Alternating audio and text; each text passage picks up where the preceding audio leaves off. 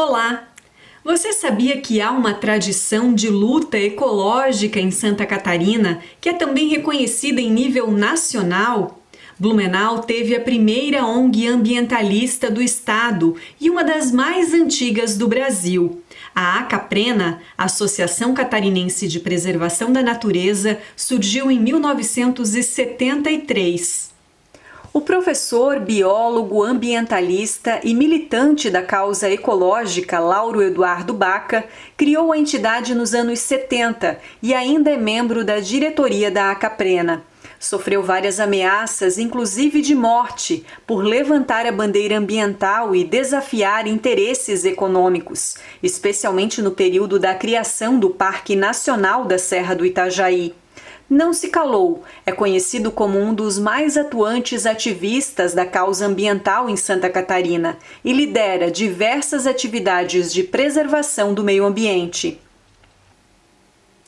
Nessa conversa, ele falou sobre a ilusão do consumo, estiagem, desmatamento, a relação com o rio Itajaí-Açu e, principalmente, a necessidade de mudarmos radicalmente o nosso comportamento com o meio ambiente. As dificuldades que nós tivemos em termos de conexão com a internet, já que o professor Baca reside numa área rural de Blumenau, distante da região central da cidade, não impediram a oportunidade de aprendizado que sempre acontece quando ele se dispõe a contar, compartilhar suas vivências nesses 50 anos de ativismo ambiental. Oi? Ixi, Acabei de iniciar a gravação aqui. Acho que agora está um pouco melhor a nossa conexão. Aparentemente sim, mas já deu uma falhada. Mas estás me ouvindo bem? Estou te ouvindo bem, estou te vendo bem também. Então, quero começar legal. te agradecendo, pelo aceite para essa conversa. É uma grande satisfação para mim poder entrevistá-lo. O professor que é um dos fundadores da Acaprena, essa entidade que nasceu em 73, tem muita história aí para contar em torno da luta da preservação ambiental. E aproveitando esse momento tão dramático... Ah, claro, eu aguardo. Pronto. É. Só botei uma luz extra ali, não estava muito escuro? Tudo bem. Então, professor, aproveitando esse momento tão dramático que a humanidade enfrenta, com relação à pandemia, gostaria de uma análise inicial sua sobre essa relação meio ambiente e pandemia. Eu tenho ouvido alguns especialistas falando que esse momento pode ser uma ruptura com relação à nossa forma de relação mesmo, de tratamento com o meio ambiente. Qual é a sua avaliação? O senhor encara dessa forma também? Essa situação levantou exatamente essa questão, que, segundo vários cientistas, há uma relação também da pandemia com o meio ambiente. Começando pela provável, não está 100% confirmado, passagem desse coronavírus de morcegos para humanos em tese na China. Mas seja como for, os cientistas acreditam que isso é totalmente possível, E à medida que os ambientes naturais vão sendo extintos pela espécie humana, afinal de contas, nós somos 8 bilhões, quase isso, de seres humanos no planeta, ocupando quase todos os espaços do planeta. Então, essa interface de doenças que podem estar em animais silvestres, elas passarem para seres humanos, ela é bastante possível de acontecer, é bem provável que aconteça. E também, outro viés dessa questão ambiental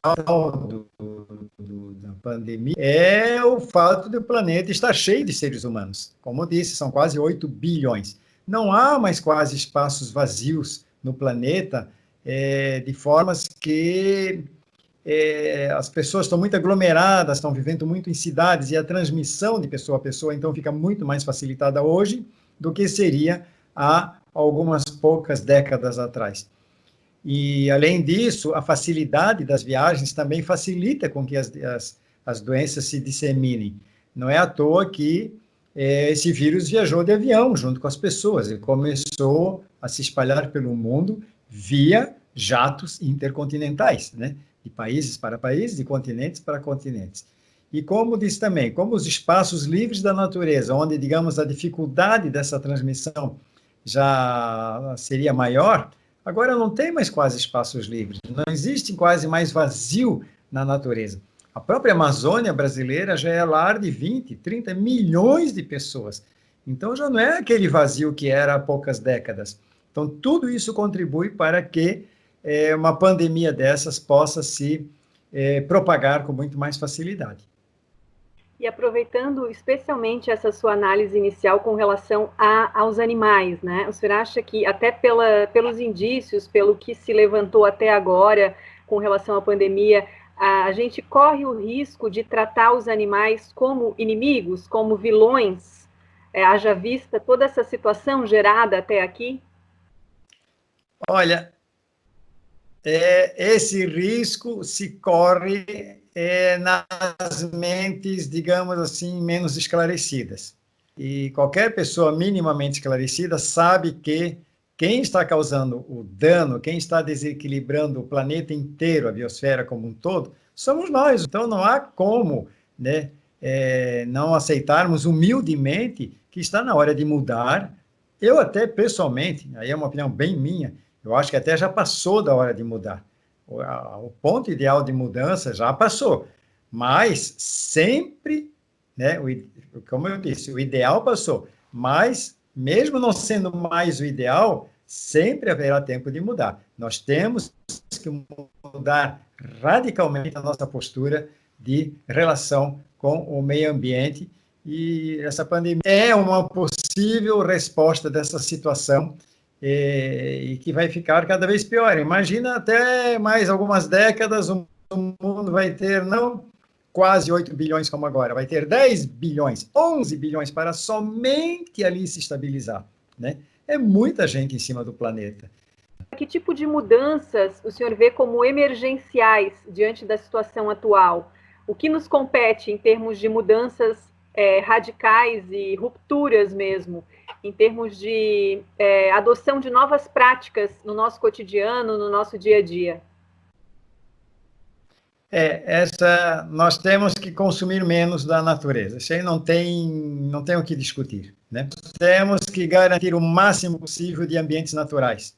Segundo Edward Wilson, que é considerado o papa da biodiversidade mundial, uma maior autoridade respeitadíssima, né? Ele alega que a espécie humana deveria ocupar metade do planeta. Não a metade assim, aqui é só ser humano, lá não. Temos que conviver com todas as espécies, mas mais ou menos deixar a metade dos ecossistemas com características ecossistemas naturais. Metade. Ora, nós já ocupamos e alteramos 90% do planeta Terra. Puxando aqui para o Brasil, no caso da Mata Atlântica, onde residem 70% dos brasileiros, já destruímos praticamente 90%, né? Se hoje temos 12% ou 13% de Mata Atlântica, é porque temos que contar alguma coisa que se recuperou. E dessa porcentagem que se recuperou, a maioria já pelo fato de ter sido recuperado, significa que a floresta, a Mata Atlântica, já está alterada, já é uma floresta com menor qualidade que a floresta original. Mas melhor assim do que nada, melhor recuperar com pior qualidade do que não recuperar. E recomenda-se, o Programa das Nações Unidas para o Meio Ambiente adota os estudos da União Internacional para a Conservação da Natureza, que recomenda no mínimo 17% de cada ecossistema preservados na sua integralidade. No caso da Mata Atlântica brasileira, significa que se temos 12%, precisamos deixar recuperar e ajudar a recuperar mais 5% para chegar a 17%. E não fazer como o ministro Salles tentou fazer, né, escondido sob o manto do coronavírus, achar que quem ocupou, e pelo fato de estar ocupado já está consolidado, então não faz mal, já que fez o estrago, deixa. Não, não podemos aceitar isso de forma nenhuma. Nós temos que chegar no mínimo a 17%. Mas esses 17% estão longe dos 50% recomendados pelo Edward Wilson. Então, é um desafio que não tem tamanho. Isso só será possível alcançar com no mínimo duas coisas: diminuição da população e diminuição do consumo. As pessoas hoje, eu sempre digo, se existisse um aparelho chamado felicitômetro, se existisse o felicitômetro que pudesse medir o nível de felicidade das pessoas, garanto que a média das pessoas hoje não é mais feliz que a média das gerações anteriores, que viveu com muito mais dificuldades do que a gente, né? Até parece o contrário. Poxa, as pessoas têm tudo o que querem. Nunca se viveu com tanto conforto, com tão bem-estar, com tão poucas guerras, com tão poucas doenças, a medicina avançando cada vez mais, as pessoas tendo de todo o conforto, e, no entanto, não são mais felizes que nossos avós se trabalhavam de sol a sol no cabo da enxada e tinham uma vida assim bem mais difícil. Então, se tudo que está acontecendo, esse consumo exacerbado que temos hoje, nossas casas entupidas de objetos e coisas absolutamente desnecessárias que nós não precisamos, a compra pela compra, né? Tanto que já há quem cunhe, não mais, há quem diga que não mais devemos chamar de sociedade de consumo, e sim sociedade da compra, porque a gente compra pela compra, não é porque precisa daquele objeto, né? Então, mas se nós compramos indiscriminadamente, significa que aquilo que nós compramos precisou de uma matéria-prima para ser feita. Dessa matéria-prima foi tirada da natureza. Houve todo um processamento até esse produto chegar numa prateleira, num mercado, num shopping para a gente comprar. E tudo isso consumiu energia, tudo isso ocupou espaço do meio ambiente, tudo isso causou poluição, tudo isso assim degradou o meio ambiente, por mais que se cuide. Então, nós temos que mudar. Menos consumo e diminuição da população. Professor, que tipo de estratégia o professor acha que poderia ser bem sucedida nesse combate ao consumo pelo consumo ou pela compra, né? Essencialmente pela compra, como o senhor mencionou. Acho que a primeira coisa é dessa consciência de que nada disso está levando à felicidade das pessoas. Nada. As pessoas não são mais felizes hoje só pelo fato de terem de tudo. Ao contrário, é possível que até, em média, as gerações atuais não sejam tão felizes quanto as anteriores. E tem as demais estratégias envolvem toda essa consciência de diminuição do consumo. Por exemplo, carne. Uma vez houve uma palestra de um físico que ganhou o prêmio Nobel, puxa, agora não me foge o nome dele. Ele deu uma palestra aqui na FURB, em Blumenau. E quando chegou a hora das perguntas, eu perguntei para ele, o que podemos fazer para resolver o problema do futuro da humanidade? É o que você está perguntando para mim agora. Ele respondeu de uma forma assim que, na época, para mim foi surpreendente. Agora eu acho a coisa mais natural do mundo. Menos filhos, menos consumo, menos carne. Por que menos carne? Se as pessoas comerem menos carne vermelha, principalmente, será melhor para a saúde, não só da pessoa, né? Comer carne demais não é muito saudável, mas também será bom para o planeta. Por quê? Qualquer criança, qualquer aluno de segundo grau aprende as pirâmides alimentares. Então, nós não podemos comer capim diretamente. Então, transformamos capim em boi para comer o boi. Mas só que o boi, ao longo de toda a sua vida, desde o nascimento, a amamentação, etc., ele consome muita energia para o seu metabolismo. Então, aquilo que vem em termos de calorias em forma de boi para nós, representa 10 vezes mais área plantada do que se produzíssemos nessa mesma área alimentos que possamos consumir diretamente. Não advogo aqui a abstinência total de carne, né? Respeito os vegetarianos, respeito os veganos. Eu não sou vegetariano, mas de uns 20 anos para cá, a partir dessa consciência que eu tive, diminui drasticamente o meu consumo de carne. Se eu vou a uma festa de igreja em que são servidos aqueles churrascos gigantescos, né? Eu não como mais churrasco em festa de igreja. E é isso que as pessoas devem fazer. Formas inteligentes, né? Partindo dos princípios básicos da ecologia, como é esse caso da pirâmide alimentar, né? Quanto mais carnívoro o bicho, maior a base. Vou tentar fazer um gesto aqui, ó. Aqui lá em cima está o carnívoro, né? Quanto mais carnívoro for o bicho, maior a base, o espaço da natureza que ele precisa aqui embaixo para sustentar aquele carnívoro que nós vamos comer. O boi é um herbívoro, mas já é um degrau, né? Aqui está o herbívoro, nós comendo boi, estamos no degrau seguinte. Então, já tem um degrau intermediário. Se ali naquele lugar do boi tivéssemos plantações de trigo, milho, arroz, batata, seja lá o que for, né?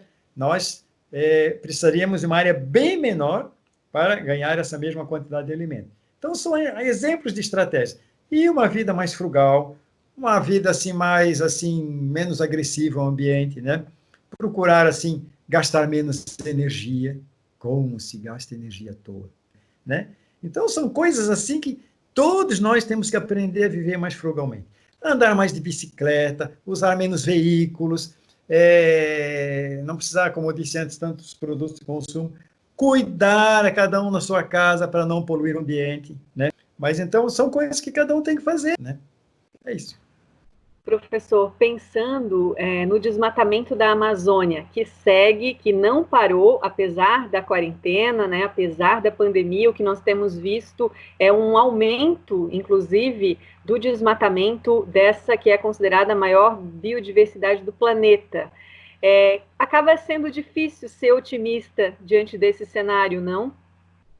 É muito triste. O Brasil e o mundo não precisam ocupar a Amazônia.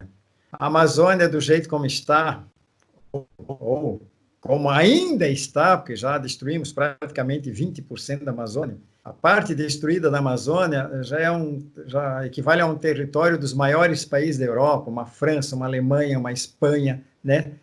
Já acabamos com uma área de um país grande da Europa, né? A floresta já foi muito destruída. E o mais importante, que é a discussão atual, né, dos grandes pensadores, grandes conhecedores, eu posso falar isso, que eu morei na Amazônia. Eu fiz o meu mestrado na Amazônia, no Instituto Nacional de Pesquisas da Amazônia. Tive a felicidade de conviver com o famoso, hoje famoso, Carlos Nobre, que é um dos maiores cientistas respeitado no mundo todo.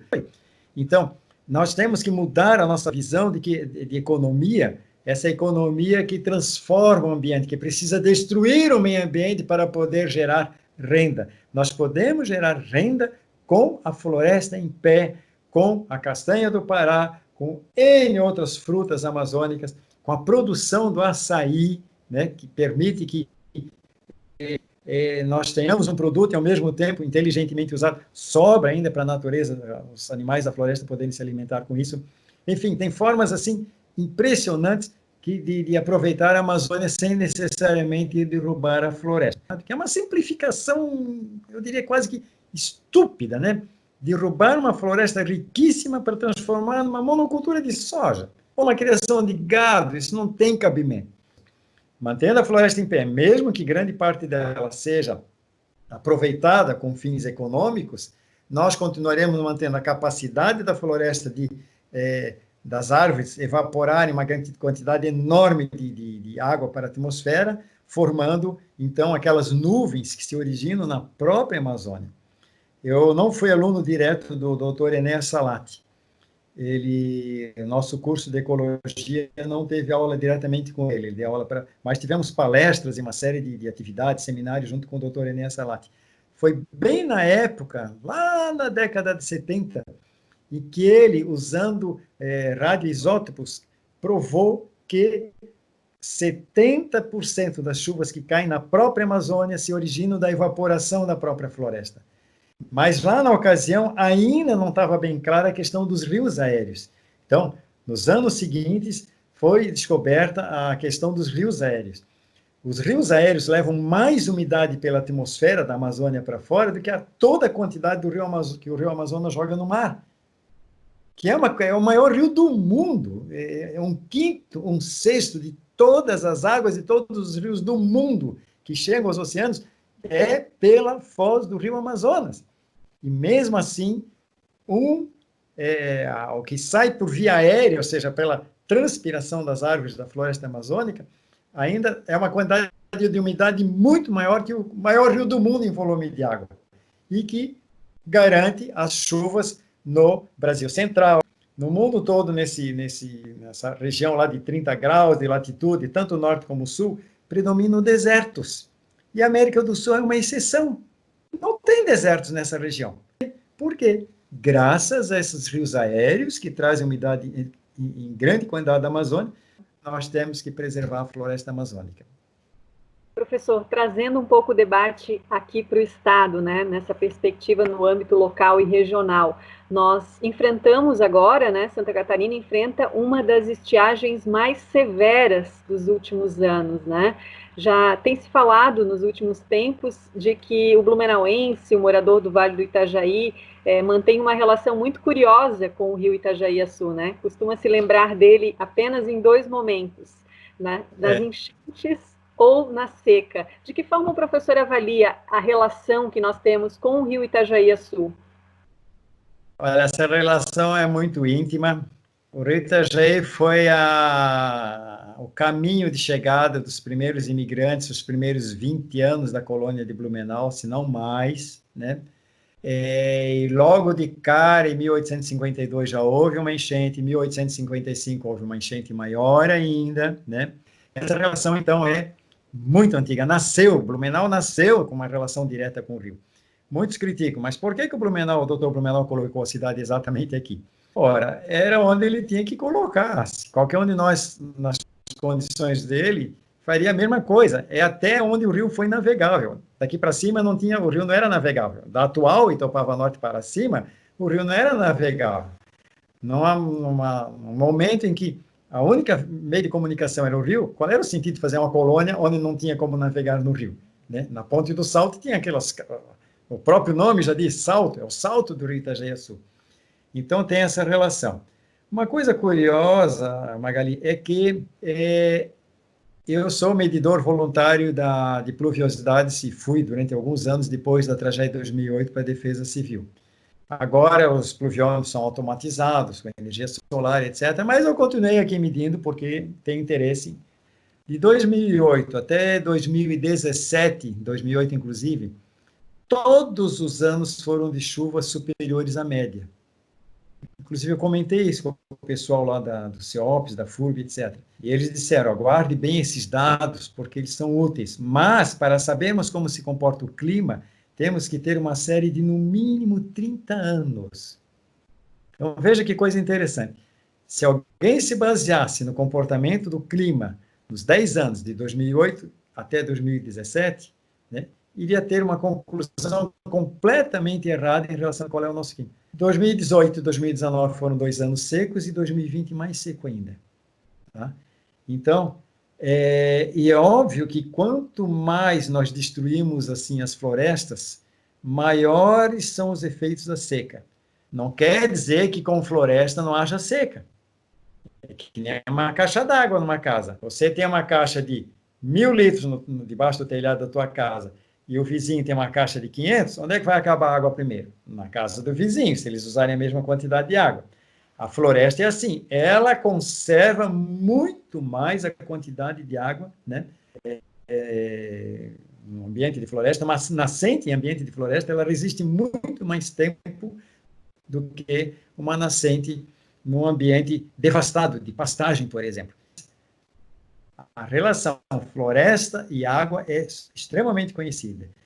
E conhecendo o topo dos nossos morros, a maioria dos nossos morros, que ainda não sofreram, infelizmente, nem incêndios como tem agora, nesse momento estamos falando, é possível que alguns topos de morro na nossa região estão queimando. Uma vez queimado um topo de morro, como foi queimado o Spitzkov em 1995, se perde uma camada que pode chegar a 30, 40, às vezes 1 metro de espessura de serapilheira. Essa serapilheira é formada pela queda das folhas. Naquelas condições de topo de morro, o que acontece com os nutrientes ali? As chuvas caem e dali lavam os nutrientes morro abaixo. A estratégia que a natureza adotou para conseguir sobreviver nessas condições de estresse hídrico, onde as chuvas levam os nutrientes para baixo, e quando não chove, é o primeiro lugar que seca, foi desenvolver espécies com raízes que aproveitam a folha que cai, mal começa a apodrecer, as raízes já estão lá absorvendo os nutrientes daquelas folhas. E como é uma chuva de folha, digamos, uma em cima da outra, as raízes vão se acumulando e se misturando com essas folhas, formando aquela camada espessa. Então, Os topos de morros, nessas condições, que ainda não foram destruídos, eles funcionam como verdadeiras caixas d'água, como se fosse uma caixa d'água em cima de cada casa, em cima de cada prédio.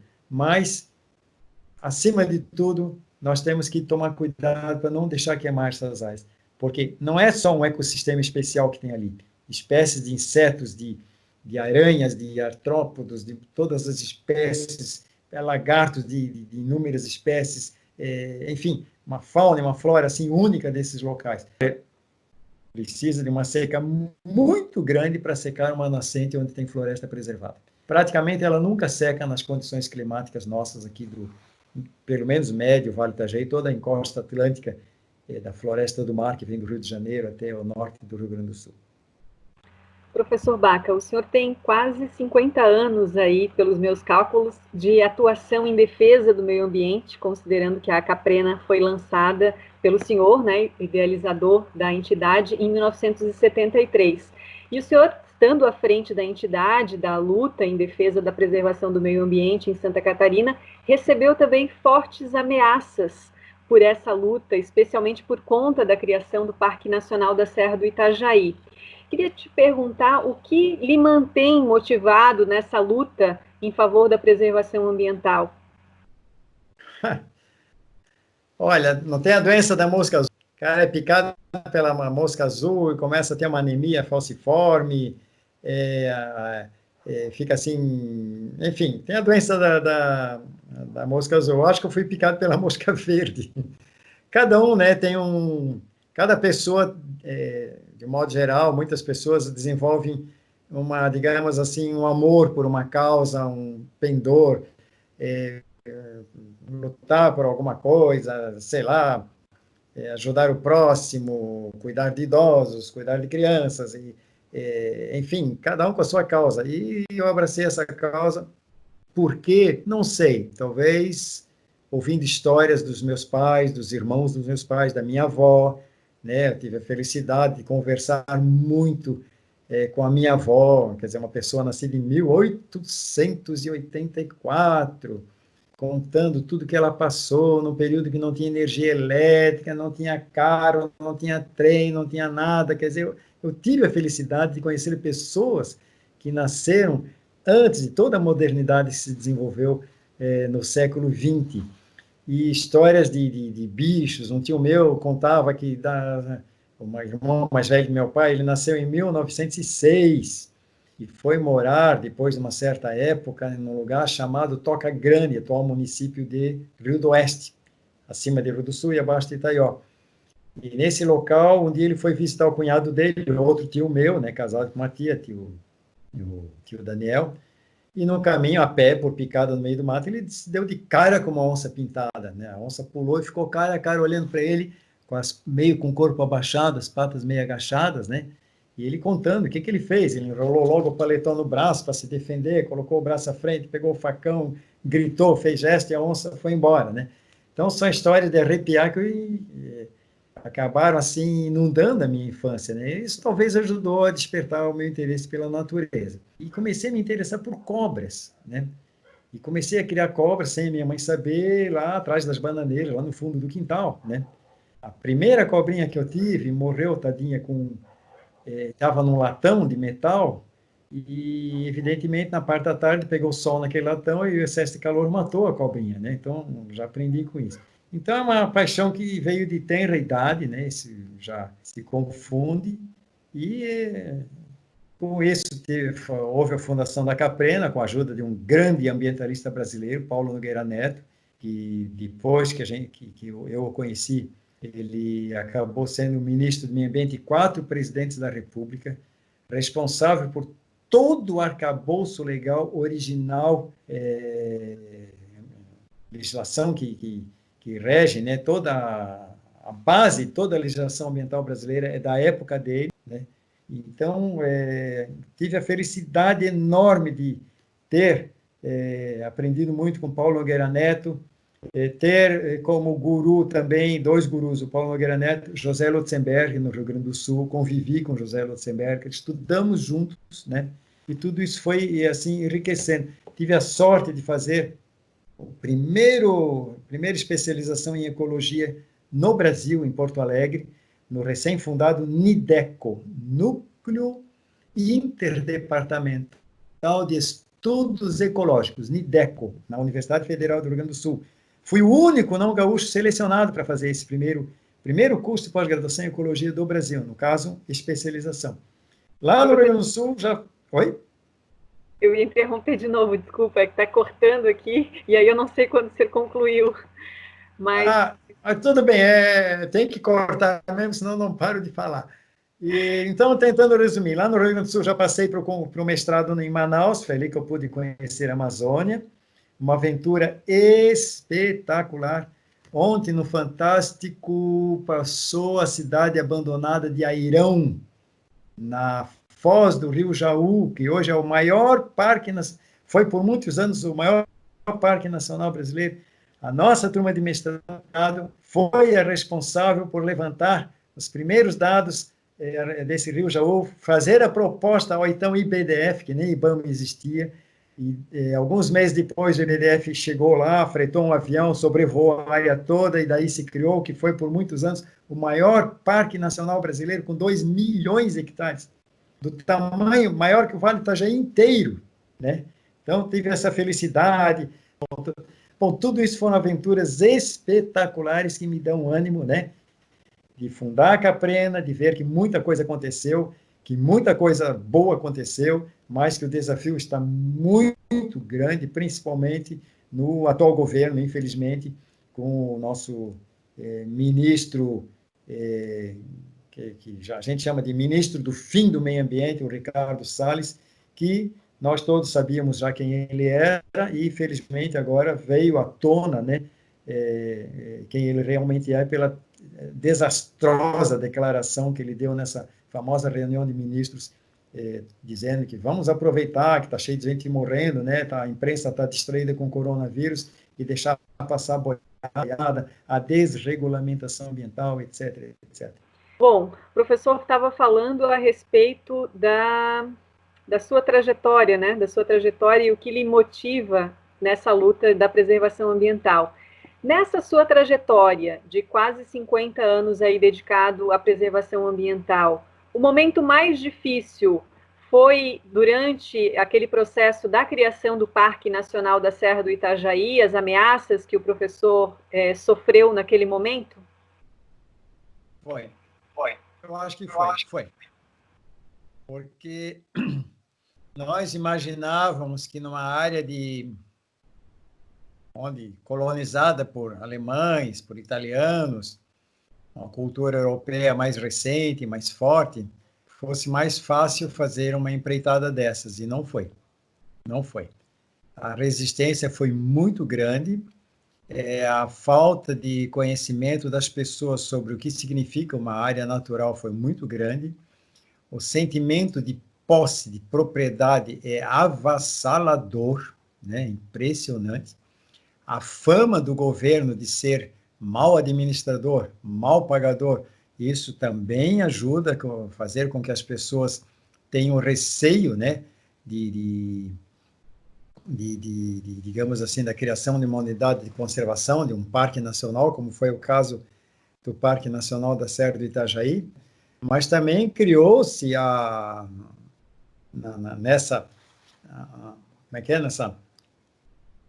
briga que aconteceu, nessa polarização que se deu, né, criou-se também uma contra-informação assim, muito ruim, muito nefasta, né, chavões do tipo, o agricultor é que sabe cuidar, o agricultor é que sabe preservar. Mas se o agricultor soubesse preservar, nós teríamos antas andando pelas nossas matas, nós teríamos onças pintadas andando pelas nossas matas.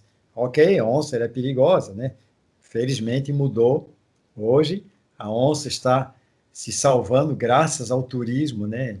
Em fazendas no Mato Grosso, onde a onça vale mais viva do que morta, né? Hoje está rendendo milhões de dólares o turismo de observação de bichos na natureza. Teríamos, então, jacutingas, que tínhamos aqui aos milhares. Temos testemunhos escritos deixados por Fritz Miller, né, o nosso grande cientista, né, da matança que foram as jacutingas na nossa região. Então, definitivamente, os agricultores, os colonos, não sabem preservar. O conceito de preservar que se falava era muito diferente do que é o verdadeiro conceito de preservar. E houve, assim, muita, então, resistência à criação do parque. Mas o fato é que o parque foi criado. Sabemos que, se não forem áreas reservadas, sem a presença humana, a biodiversidade vai sofrer, assim, um impacto muito maior do que já está sofrendo. Infelizmente, o parque está aí. Esse parque tem tudo para ser um dos mais visitados do Brasil. Eu diria que seria o quinto, sexto, de certeza absoluta, o Parque Nacional da Serra do Itajaí, uma vez implantado, vai ser um dos 10 mais visitados do país. Não tem como concorrer com a Floresta da Tijuca, que é o Parque Nacional da Tijuca, no Rio, que tem lá em cima o Cristo Redentor. Não tem como concorrer com o Parque Nacional de Iguaçu, que tem as cataratas no meio do Parque Nacional de Iguaçu, tá? Talvez não tenha muito como concorrer com o Parque Nacional de Brasília, que está ali, dentro de Brasília, né? Encostadinho da capital federal. Mas, pela sua localização geográfica, pelos seus atributos, tem tudo para ser um parque nacional dos mais visitados do país, alavancando o turismo da região, e não só de Blumenau, é o turismo regional. Ganha Blumenau, ganha Indaial, ganha Botuverá, enfim, as principais cidades onde esse parque está implantado, elas vão ganhar com o turismo ecológico nesse parque. É uma das formas de turismo que mais tem crescido nos últimos 10, 15 anos no mundo todo. Professor, nós estamos muito distantes, efetivamente, dessa visitação acontecer de fato. O que falta para que isso ocorra? Digamos assim, a posse efetiva por parte do ICMBio das áreas do parque. A parte mais importante das indenizações já foram feitas. Se considerarmos na totalidade do parque, é muito pouco, 1% aproximadamente, né? Aí alguém vai dizer, mas só 1% não é nada. Esse 1% que foi indenizado vale por quase 50% do parque todo. Por quê? Eram justamente as propriedades onde tinham pessoas morando. E essas pessoas tiveram prioridades até para resolverem as suas vidas e tocarem as suas vidas nos novos lugares onde foram morar, né? Para a visitação ocorrer e sob o controle do ICMBio, o governo federal tem que ser o dono das terras, né? E para isso precisa de dinheiro. E para precisar de dinheiro tem que ter a dotação orçamentária. Eu diria que com dinheiro de poucos quilômetros de asfalto, né, dá para indenizar centenas e centenas, para não dizer milhares de hectares de terras dentro do Parque Nacional da Serra do Itajaí. Dinheiro tem, falta apenas priorizar isso. Não é despesa, é um investimento, né? O Brasil está disparando na visitação aos parques nacionais. Há 10 anos, não chegava a 1 milhão de pessoas por ano visitando parques nacionais. Comemoramos o ano passado com cerca de 15 milhões de visitantes aos parques nacionais brasileiros, capitaneados principalmente pelo Parque Nacional da Tijuca, no Rio de Janeiro, e Parque Nacional do Iguaçu, aqui no Pará, graças a esses atrativos fabulosos, famosos no mundo todo, que já falamos, né? Olha, 15 milhões de pessoas se deslocando para visitar um parque nacional ou outro tipo de reserva, é fácil imaginar o que isso representou em termos de passagens aéreas, passagens terrestres, hospedagens, restaurantes, hotéis, lanchonetes, lembranças, e, enfim, tudo que gira no entorno de 15 milhões de pessoas que se deslocam para conhecer um parque nacional. Então, o turismo dos parques nacionais brasileiros está apenas iniciando. É um turismo assim que está bombando no mundo, o ecoturismo está bombando. Então, dinheiro para indenizar as unidades de conservação, e aí volta para a tua pergunta.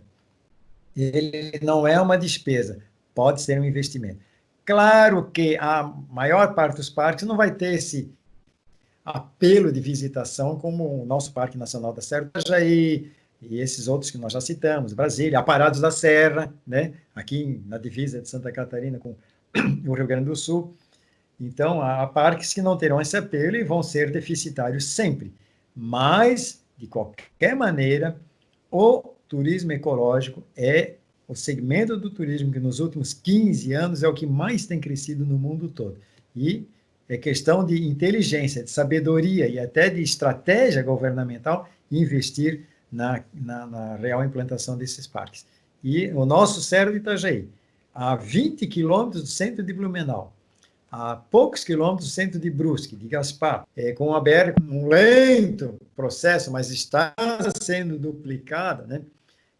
Com todas essas facilidades. Um aeroporto de navegantes a apenas, vamos dizer, 40, seja 50 quilômetros desse parque, né? E não muito longe do aeroporto internacional de Florianópolis, esse parque tem tudo para bombar como sendo os mais visitados do país. Então, eu espero que o governo, assim que possível, né, volte a dar prioridade a essas áreas.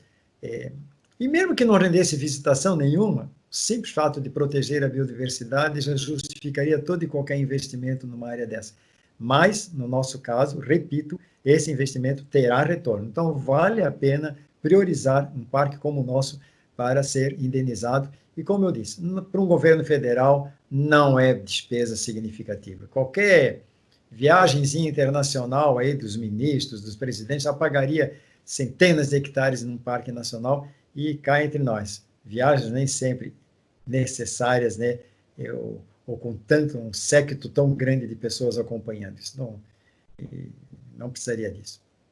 Professor, nosso papo aqui, ele renderia muitas horas ainda de conversa, mas já encaminhando para os finalmente, falando também dos desafios que a luta, que a preservação ambiental tem pela frente em se tratando de caça, né? Nós sabemos que estamos no momento em que vários projetos em diferentes âmbitos buscam a legalização da caça de animais silvestres. De que forma a Caprena, a Associação Catarinense de Preservação do Meio Ambiente, está acompanhando essa situação na região, especialmente do Vale do Itajaí, em Santa Catarina? É um desafio cultural também? Como é que o senhor está enxergando essa situação no momento? Houve uma época em que a carne de caça foi assim até questão de sobrevivência.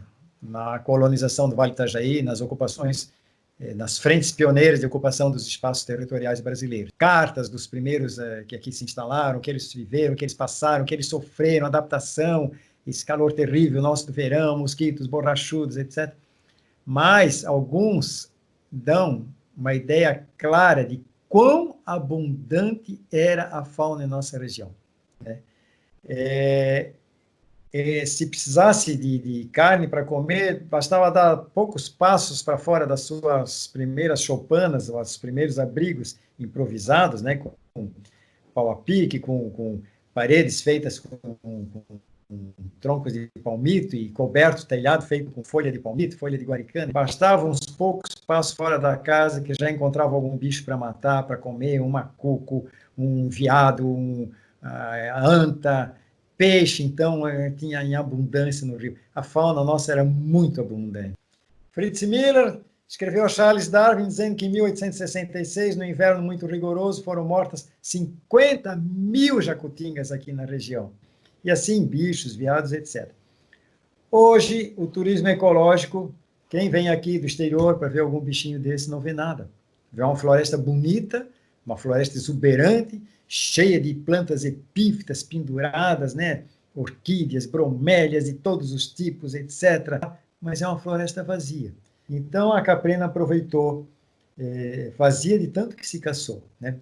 Prova de que os caçadores foram quem dizimaram a maior parte da fauna silvestre, e não foi a destruição do hábitat, é que no local onde hoje é o Parque Nacional da Serra de Itajaí, antes mesmo da destruição dos ambientes ao redor, já tinham desaparecido as antas, já tinham desaparecido as jacutingas, o chamado pavão brasileiro e outras espécies estão raríssimas. O porco queixada, que o cidadão que viu 250, uma vara de 250 porcos, ainda está vivo. E, no entanto, não se vê. A maior felicidade foi aparecer uns poucos queixados numa armadilha fotográfica colocada lá por estudos sendo feitos pelo pessoal da FURB. Então, a caça realmente está causando um estrago muito grande. O desmatamento parou e com o desmatamento cessado, era de se esperar que a fauna recuperasse. Por que não recuperou? Não recuperou exatamente por pressão de caça, né? Então, a caça causa um estrago grande. Por isso, a Caprena, aproveitando a ocasião em que 7 caçadores foram pegos ali no vizinho município de Indaial, mas o acesso é por Blumenau, e todos esses caçadores são daqui de Blumenau, e principalmente da região do bairro Progresso, aproveitando essa oportunidade, a Caprena mandou um extenso ofício à Polícia Federal, ao Ministério Público Federal, porque como estavam caçando dentro do Parque Nacional, o processo corre na Justiça Federal e não na Justiça no Ministério Público Estadual, né, na Polícia Civil Comum. Então, estamos pedindo então, que haja o máximo rigor possível o rigor legal, não adianta também dar mais rigor do que a lei permite, né? Alguns ali são famosos no bairro Progresso, todo mundo sabe que a vida deles toda sempre caçaram, mas eles vão responder pelo que foram pegos, 2 tatus e 2 gambás. Olha aí, Magali, 2 tatus e 2 gambás. A coisa está tão feia em termos de fauna desaparecida que os próprios caçadores têm que se contentar em caçar gambá. Isso é o fim da picada, né? Então, isso mostra como a nossa fauna foi dizimada por esse pessoal que está cometendo assim, um abuso tremendo, e o que nós estamos pedindo é que chega de ouvirmos que existem outras prioridades, não podemos investir na fiscalização de caça. Se essa desculpa perdurar, não precisa nem mais de 47 anos, né? Bem menos que isso, não vai sobrar mais nada para contar, o turismo vai ser prejudicado, o europeu vem aqui pagar em euros para poder ver a nossa fauna tropical, o americano vem pagar em dólares, os chineses agora, que são os novos turistas do mundo todo, estão fazendo turismo pelo mundo todo. Nós estamos botando fora a galinha dos ovos de ouro do nosso turismo, porque quem vem aqui para ver alguma coisa de fauna não vai ver. Vai ver no máximo no Pantanal Mato Grossense, alguma coisa na Amazônia, mesmo assim em lugares mais preservados, né? Então, chega, não dá mais para tolerarmos.